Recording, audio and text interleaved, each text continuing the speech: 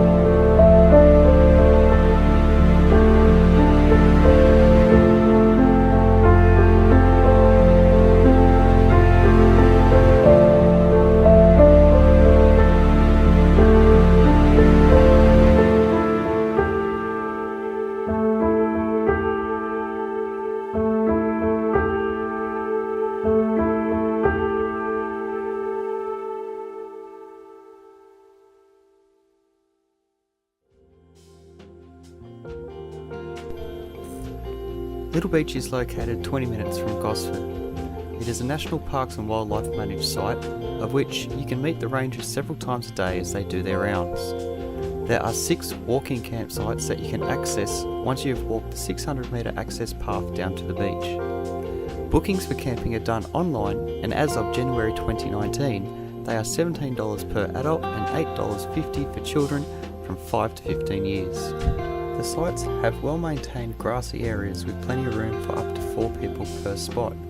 The camping areas provided are close and cosy.